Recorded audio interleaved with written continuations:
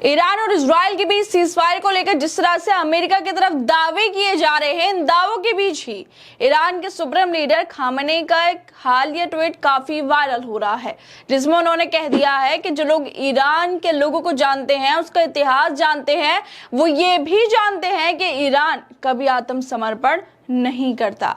ये बयान उनके देश की हिम्मती छवि को दिखाता है, ईरान की छवि को दिखाता है और दिखाता है कि खामेनेई ईरान के लिए कैसे लीडर हैं। लेकिन जब से ही ईरान की तरफ से खामेनेई की तरफ से ट्वीट किया गया है, एक नई बहस शुरू हो गई है। सोशल मीडिया पे लोग कह रहे हैं कि ईरानियों को अपने लीडर पर गर्व होगा, क्योंकि उनके पास एक ऐसा सुप्रीम लीडर है जो ना तो कभी सरेंडर करने की बात सोचता है और ना ही किसी विदेशी दबाव में सीजफायर पर हस्ताक्षर करता है। वहीं दूसरी ओर नरेंद्र मोदी की सरकार की हालत को लेकर लोग खूब अब तंज कस रहे हैं।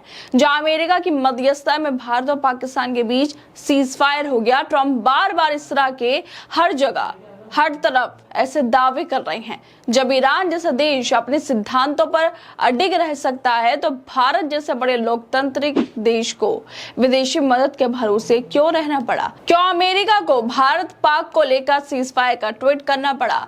सोशल मीडिया पर मीम्स और एडिटेड तस्वीरें भी वायरल हो रही हैं, जिसमें खामेनेई के तस्वीर को सम्मान के साथ पेश किया जा रहा है, जबकि मोदी की फोटो के साथ मजाक उड़ाया जा रहा है। इस पूरे माहौल में नरेंद्र मोदी के इस्तीफे की मांग भी तेज हो गई है और लोग कह रहे हैं कि अगर नेतृत्व में हिम्मत नहीं है तो कुर्सी छोड़ देनी चाहिए। दरअसल अमेरिका के राष्ट्रपति डोनाल्ड ट्रंप ने ईरान और इजराइल के 12 दिन से चले आ रहे युद्ध को बंद करने की घोषणा की है। राष्ट्रपति ट्रंप ने कहा है कि दोनों देशों ने पूर्ण और संपूर्ण युद्ध विराम की घोषणा की है। दोनों देशों के बीच ये सीजफायर लागू हो गया है। इसी के साथ ही एक ऐसी जंग बंद हो गई जिसके भड़कने पर दुनिया के कई हिस्से में लड़ाई हो सकती थी, वो लड़ाई की चपेट में आ सकते थे। ट्रंप ने सीजफायर की घोषणा तो कर दी, लेकिन इसी बीच ईरान के सुप्रीम लीडर खामेनेई का एक ट्वीट काफी वायरल हो गया, जिसमें वो ईरान की बात कर रहे हैं, ईरान के इतिहास की बात कर रहे हैं और दिखा रहे हैं कि ईरान किसी के सामने झुकने वाले नहीं है। खामेनेई ने ट्वीट करते हुए कहा है कि जो लोग ईरानी लोगों को और उनके इतिहास को जानते हैं, वो जानते हैं कि ईरानी राष्ट्र वो राष्ट्र नहीं है जो आत्मसमर्पण करता है। और जब से ही खामेनेई का ये ट्वीट सामने आया है, उसके बाद जिस तरह से भारत और पाक के बीच सीजफायर हो गया, उस पर सवाल उठने लगे हैं। सवाल तो पहले भी उठ रहे थे, पहलगाम हमले के बाद सवाल उठे, ऑपरेशन सिंदूर को लेकर सवाल उठे कि क्यों जयशंकर ने बयान दिया कि हमने तो पाकिस्तान को पहले से ही बता दिया था इन हमलों के बारे में। और फिर जब सीजफायर हुआ और सीजफायर की खबर ट्रंप की तरफ से दी गई, ट्रंप के दावों में कहा गया कि मेरी वजह से सीजफायर हुआ है, उसके बाद से सवाल तो उठ ही रहे हैं। लेकिन अब खामेनेई का जो ये ट्वीट आ गया है, इसने और ज्यादा इन सवालों को हवा दे दी है।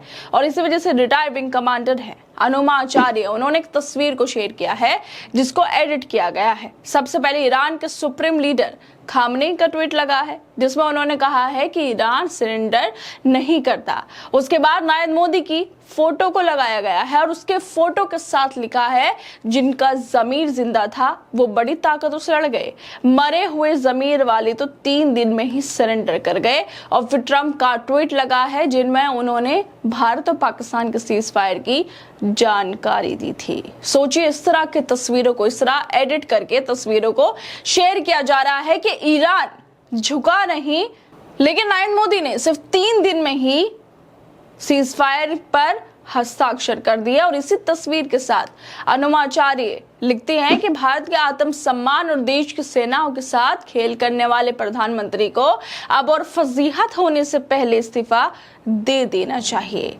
जिस तरह से अनुमाचार्य ये गंभीर आरोप लगा रही हैं कि फजीहत हुई है हमारी सेना की, हमारे देश की और हमारे देश के आत्मसम्मान के लिए नरेंद्र मोदी को इस्तीफा दे देना चाहिए। क्योंकि ईरान जिस पर अमेरिका ने भी हमले किए, इजराइल ने भी हमले किए, वो कह रहा है कि ईरान का इतिहास पढ़ लो, हम सरेंडर नहीं करते। और दूसरी तरफ ट्रंप के बीच बचाव में, ट्रंप की मध्यस्थता में, जैसे ट्रंप ने दावे किए, वहां सीजफायर हो गया, भारत में सीजफायर हो गया, नरेंद्र मोदी ने हस्ताक्षर कर दिए।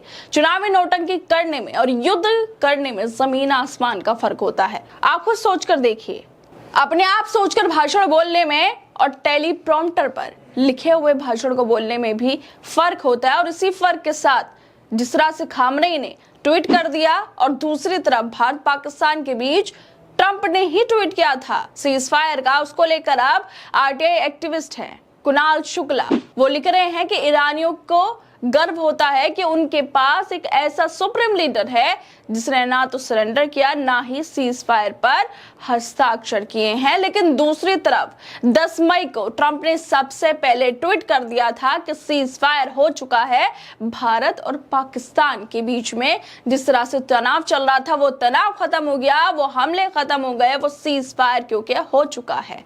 जब भारत की सेना पाकिस्तान पर हमले कर रही थी, आतंकियों को मार रही थी, तो एकदम से ट्रंप की तरफ से सबको चौंकाने वाला ट्वीट आया कि सीज फायर हो गया है। और उसके बाद सवाल उठे, उसके बाद ट्रंप ने कितनी बार, 10 बार से ज्यादा बार कह चुके हैं वो कि उनकी वजह से सीज फायर हुआ है। उन्होंने कह दिया व्यापार नहीं करूंगा, व्यापार रोक दूंगा, धमकी दे डाली, इस वजह से सीज फायर हो गया। और इसी धमकी के बाद नरेंद्र मोदी की सरकार एक बार इसका खंडन नहीं कर पाई और खंडन किया।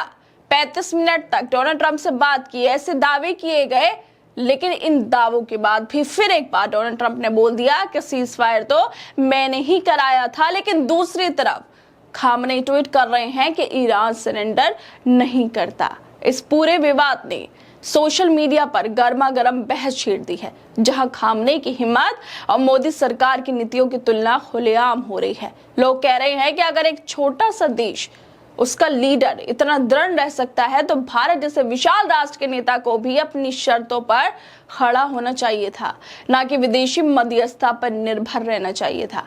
मौजूदा हालत में सरकार को जनता के सवालों का जवाब देना होगा, लेकिन सरकार ना तो जवाब दे पा रही है और ना ही अपने बेलगाम नेताओं को ही रोक पा रही है। और इसी वजह से लगातार सरकार की आलोचना हो रही है और खामनेई के ट्वीट के बाद यह आलोचना और ज्यादा बढ़ गई है। हर दोस्तों, आप लोगों को क्या लगता है? जिस तरह से खामनेई ने ट्वीट किया और नरेंद्र मोदी पर सवाल उठने लगे कि इन्होंने तो सीज फायर पर हस्ताक्षर कर दिए, लेकिन ईरान के जो सुप्रीम लीडर हैं, जिन पर अमेरिका की तरफ से ईरान पर हमले किए गए, इजराइल हमले किए गए, लेकिन उसके बाद भी वो दृढ़ता से खड़े हैं और कह रहे हैं ईरान का इतिहास देख लो, हम झुकने वाले नहीं हैं। और दूसरी तरफ इसी को लेकर लोग नरेंद्र मोदी पर सवाल उठा रहे हैं। आप लोगों को क्या लगता है इस वीडियो को लेकर? हमें अपनी राय जरूर दें और बाकी तमाम खबरों को देखने के लिए जुड़े रहिए हमारे साथ।